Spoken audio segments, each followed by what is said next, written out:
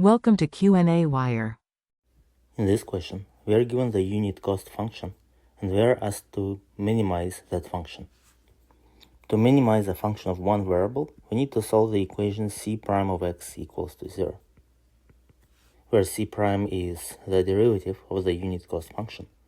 In our case, that's going to be 1.6x minus 336.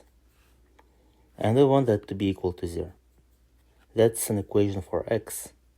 We can rewrite that as 1.6x equals to 336, and then x equals to 336 divided by 1.6.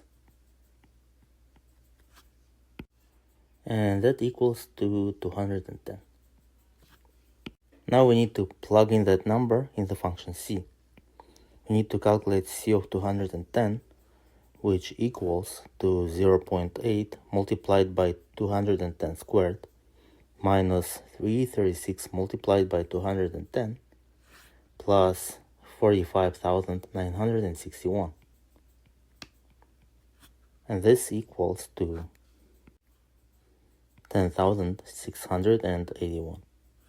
So this is the minimum unit cost.